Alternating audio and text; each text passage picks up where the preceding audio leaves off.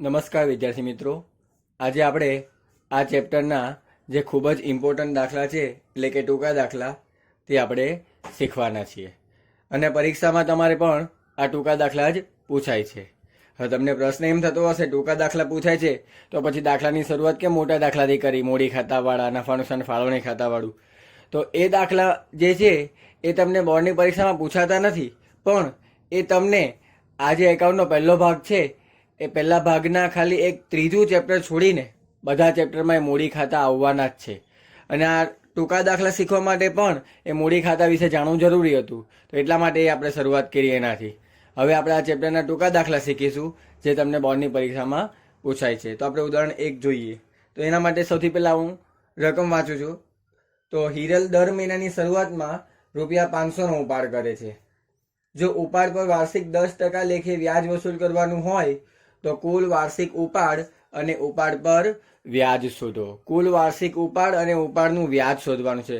એક હિરલ નામની વ્યક્તિ છે, તે પેઢીમાંથી દર મહિનાની શરૂઆતમાં ₹500નો ઉપાડ કરે છે. દર મહિનાની શરૂઆતમાં ₹500નો ઉપાડ કરે છે અને ઉપાડ પર વાર્ષિક 10% વ્યાજ ગણાય છે.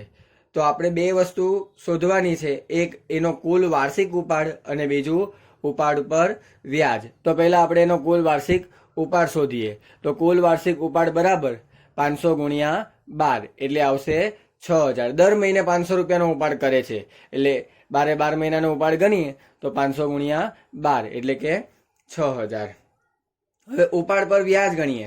વિદ્યાર્થી મિત્રો, આપણે અગાઉ આવી ગયું તે પ્રમાણે કે ઉપાડ જ્યારે ભાગીદાર એક સામટી રકમનો ઉપાડ ન કરે ત્યારે આપણે n બરાબર જે લેવાના છે તે જોવાનું દાખલામાં કે ભાઈ દર મહિનાની શરૂઆતમાં ઉપાડ કર્યો છે કે દર મહિનાના અંતે ઉપાડ કર્યો છે.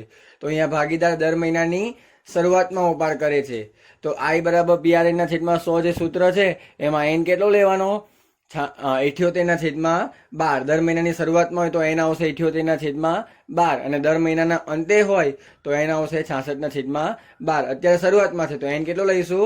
78/12. તો સૂત્ર મૂકી દેવાનું I બરાબર PRN/100. P એટલે ઉપાડની રકમ, પણ અહીંયા ઉપાડ એટલે જે પેલો કુલ વાર્ષિક ઉપાડ આવેલો 6000 તે નથી લેવાનો, માસિક ઉપાડ લેવાનો છે એટલે કે 500 ગુણ્યા વ્યાજનો દર R 10% છે એટલે કે 10/100 અને ગુણ્યા n જે આપણે હમણાં કીધું તે પ્રમાણે 78/12 એટલે આવશે ₹325.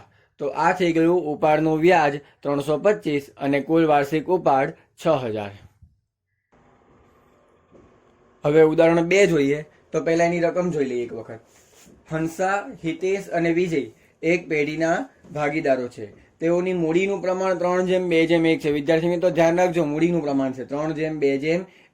હિતેશને તેનું કમિશન આપ્યા બાદ વધતા ચોખ્ખા નફાના 10% કમિશન આપવાનું છે. વિદ્યાર્થી મિત્રો ધ્યાનમાં લેજો, કમિશન આપ્યા બાદ વધતા ચોખ્ખા નફાના 10% કમિશન આપવાનું છે. વર્ષના અંતે પેઢીનો નફો 1,65,000 હોય તો હિતેશને કુલ કેટલી રકમ મળશે? વર્ષના અંતે પેઢીનો નફો આપ્યો છે 1,65,000, એને કહેવાય કમિશન બાદ કર્યા પહેલાનો નફો. વિદ્યાર્થી મિત્રો યાદ રાખજો, આ જે નફો આપ્યો છે 1,65,000 એને કહેવાય કમિશન બાદ કર્યા પહેલાનો નફો, એટલે કે કમિશન હજી બાદ થયું નથી. આપણે ગણતરી શેની કરવાની છે? તો હિતેશને કુલ કેટલી રકમ મળશે તેની ગણતરી કરવાની છે. તો એક તો પહેલા તો હિતેશને કમિશન આપવાનું છે અને બીજું હિતેશ ભાગીદાર હોવાથી તેને નફામાં પણ ભાગ મળશે. તો હિતેશને મળતી કુલ રકમ શોધવી હોય તો હિતેશને મળતું કમિશન અને તેના ભાગનો નફો આ બંનેનો સરવાળો કરીએ તો હિતેશને મળતી કુલ રકમ મળી જશે. તો સૌપ્રથમ આપણે હિતેશને મળતું કમિશન ગણવાનું. તો હિતેશનું કમિશન ગણીએ તો નફો જે આવેલો પેઢીનો તે હતો 1,65,000, પણ આ કયો નફો છે? કમિશન બાદ કર્યા પહેલાનો. હવે આપણે જે 10% કમિશન ગણવાનું છે એ કોની પર ગણવાનું છે? કમિશન બાદ કર્યા પછીના નફા પર ગણવાનું છે. વિદ્યાર્થી મિત્રો યાદ કરો, મેં તમને નોંધ કીધી હતી અને તમે નોટમાં લખી પણ લેજો હાંસિયામાં કે જ્યારે કમિશન બાદ કર્યા પછીના નફા પર કમિશન આપવાનું હોય, કમિશન બાદ કર્યા પછીના નફા પર કમિશન આપવાનું હોય અને કમિશન બાદ કર્યા પહેલાનો નફો આપવામાં આવે તો જે ટકા હોય તે 100માં ઉમેરીને ગણતરી કરવાની. એટલે કે 10% હોય તો 10/110, 5% હોય તો 5/105, 8% હોય તો 8/108, એ રીતે. એટલે અત્યારે 10% છે તો 10/110 કરીશું.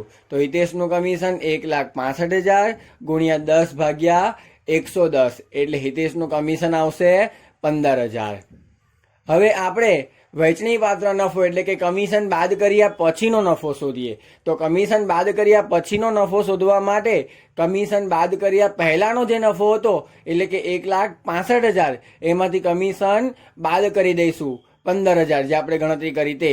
તો 1,65,000 માંથી 15,000 માઇનસ કરીશું તો 1,50,000 રૂપિયા આવશે. એને કહેવાય કમિશન બાદ કર્યા પછીનો નફો એટલે કે વહેંચણી પાત્ર નફો. હવે આ નફાની ભાગીદારો વચ્ચે વહેંચણી કરવાની નફા નુકસાન ફાળવણીના પ્રમાણમાં. તો અત્યારે દાખલામાં નફા નુકસાન ફાળવણીનું પ્રમાણ નથી આપ્યું, મૂડીનું પ્રમાણ આપ્યું છે. તો એ મૂડીનું પ્રમાણ આપણે ધ્યાનમાં નથી લેવાનું. ભાગીદારોનું નફા નુકસાનનું વહેંચણીનું પ્રમાણ ન આપ્યું હોય તો ભાગીદારો વચ્ચે નફો કે નુકસાન સરખા પ્રમાણમાં વહેંચાશે. તો અહીંયા નફા નુકસાનનું પ્રમાણ 1:1:1 થશે. એટલે કે 15,000 જે વહેંચણી પાત્ર નફો આવ્યો એના 3 સરખા ભાગ કરી દેવાના. 5,000 વહેંચણી પાત્ર નફો જે આવ્યો 1,50,000 એના 3 સરખા ભાગ કરી દેવાના. 1,65,000 જે કમિશન બાદ કર્યા પહેલાનો નફો હતો એમાંથી 15,000 કમિશન બાદ કરીશું તો 1,50,000 રૂપિયા આવશે કમિશન બાદ કર્યા પછીનો નફો. હવે 1,50,000 માંથી 3 ભાગ કરીએ તો 50,000, 50,000, 50,000 એટલે કે હંસા, હિતેશ અને વિજય ત્રણેયને નફાના 50,000 રૂપિયા મળશે. હવે હિતેશને મળતી કુલ રકમની ગણતરી કરીએ તો હિતેશને મળતું કમિશન 15,000 પ્લસ હિતેશને મળતો નફો 50,000 અને બંનેનો સરવાળો 65,000 એટલે હિતેશને કુલ કેટલી રકમ મળશે? 65,000. હવે ઉદાહરણ 3ની ગણતરી કરીએ તો પહેલાની રકમ જોઈએ. ઉદાહરણ 3ની તો જયેશ, સુરેશ અને પંકજનું નફા નુકસાનનું પ્રમાણ છે 6:2:3. મેનેજરને કમિશન બાદ કર્યા પછીના નફા પર 10% લેખે ₹6600 કમિશન મળેલ છે. ત્રણેય ભાગીદારના નફાની વહેંચણી કરો. ઉદાહરણ 2 થી થોડોક અલગ છે પણ મેથડ એના જેવી જ છે. તો ઉદાહરણ 2માં આપણને કમિશન બાદ કર્યા પહેલાનો નફો આપ્યો હતો, એના આધારે આપણે કમિશનની ગણતરી કરી. આ દાખલામાં આપણને કમિશન આપેલું છે, એની મદદથી આપણે નફો શોધવાનો છે. તો અહીંયા મેનેજરનું કમિશન આપેલું છે 10% લેખે 6600 રૂપિયા મળેલું છે. અને આ કમિશનની ગણતરી કેવી રીતે કરી છે? તો કમિશન બાદ કર્યા પછીનો જે નફો આવ્યો એના ઉપર 10% ગણતરી કરી છે અને કમિશન કેટલું આવ્યું? 6600 રૂપિયા. તો એ કમિશન કેવી રીતે મેળવ્યો છે? તો કે ભાઈ કમિશન બરાબર વહેંચણી પાત્ર નફો એના 10%. વહેંચણી પાત્ર નફો એટલે કે કમિશન બાદ કર્યા પછીનો નફો. વિદ્યાર્થી મિત્રો અંડરલાઈન કરજો. વહેંચણી પાત્ર નફો એટલે કમિશન બાદ કર્યા પછીનો નફો. હવે એના ગુણ્યા 10/110 નથી કરવાના. આ વહેંચણી પાત્ર નફો લખ્યો એના બદલે જો કમિશન બાદ કર્યા પહેલાનો નફો લખીએ તો ગુણ્યા 10/110 કરવાના. પણ વહેંચણી પાત્ર નફો છે એટલે એના જ 10% એટલે કે ગુણ્યા 10/100 કરવાના છે, 110 નહીં. વહેંચણી પાત્ર નફો એટલે કમિશન બાદ કર્યા પછીનો નફો અને એના જ આપણે 10% કરવાના છે એટલે કે ગુણ્યા 10/100. હવે કમિશનની રકમ આપણી પાસે છે 6600 રૂપિયા. તો કમિશનની રકમ 6600 લખી દઈએ. વહેંચણી પાત્ર નફો આપણે શોધવાનો છે અને ગુણ્યા 10/100 તો એમાંથી 1 0 ઉડાડી દઈએ તો 1/10. હવે આ જે 10 ભાગાકારમાં છે એ સામે બાજુ લઈ જઈએ તો ગુણાકારમાં આવી જશે એટલે કે 6600 ગુણ્યા 10 એ થશે વહેંચણી પાત્ર નફો. તો વહેંચણી પાત્ર નફો આવશે 66,000. હવે આપણે દરેક ભાગીદારને મળતી નફાની રકમ શોધવાની હતી. તો જયેશના ભાગનો નફો થશે 66,000 ગુણ્યા જે નફા નુકસાનનું પ્રમાણ હતું તે હતું 6:2:3. તો 66,000 ગુણ્યા 6/11, 6:2:3. તો 6 ને 2 8 ને 3 11. તો આજે 66,000 રૂપિયા વહેંચણી પાત્ર નફો આવ્યો એને 6:2:3 ના પ્રમાણમાં વેચીએ તો 66,000 ગુણ્યા 6/11 એટલે આવશે 36,000. તેવી રીતે સુરેશનો નફો 66,000 ગુણ્યા 2/11 એટલે આવશે 12,000. અને પંકજનો નફો 66,000 ગુણ્યા 3/11 એટલે આવશે 18,000. તો આ થઈ ગઈ દરેક ભાગીદારને મળતી નફાની રકમ 36,000, 12,000 અને 18,000.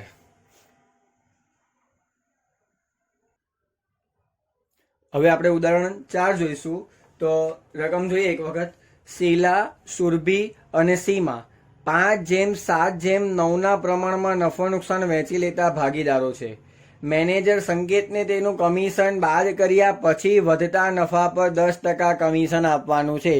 કમિશન બાદ કર્યા પછી વધતા નફા પર 10% કમિશન આપવાનું છે. સુરભીને ₹7,000 નફો મળે છે. મેનેજર સંકેતના કમિશનની ગણતરી કરો. આ ઉપરાંત મેનેજરના કમિશન પહેલાના નફાની ગણતરી કરો. તો આ દાખલો પણ ઉદાહરણ 2 અને 3 જેવો જ છે, પણ એમાં થોડોક ડિફરન્સ છે. ઉદાહરણ 2 માં શું હતું? તો કે ભાઈ એમાં કમિશન બાદ કર્યા પહેલાનો નફો આપ્યો હતો અને એની મદદથી આપણે કમિશન શોધ્યું. ઉદાહરણ 3 માં આપણને કમિશન આપ્યું હતું, એની મદદથી આપણે વેચણી પાત્ર નફો એટલે કે કમિશન બાદ કર્યા પછીનો નફો શોધ્યો. હવે આપણને આમાં કમિશન બાદ કર્યા પહેલાનો નફો પણ નથી આપ્યો કે પછીનો નફો પણ નથી આપ્યો કે કમિશન પણ નથી આપ્યું. આપણને એક જ પોઈન્ટ આમાં આપ્યો છે. શું? કે સુરભીને ₹7,000 નફો મળે છે. આ પોઈન્ટની મદદથી આપણે દાખલો ગણવાનો છે. સુરભીને નફો કેટલો મળે છે? 7,000 મળે છે. તો પહેલા આપણે ત્રણેય ભાગીદારોના નામ લખી દઈએ. શીલા, સુરભી અને સીમા. હવે ત્રણેયનું જે પ્રમાણ છે એ છે 5:7:9 તે લખી દઈએ. શીલાના 5, સુરભીના 7 અને સીમાના 9. હવે સીમાના ભાગનો જે નફો છે, સુરભીના ભાગનો જે નફો છે ₹7,000 તે લખી દઈએ.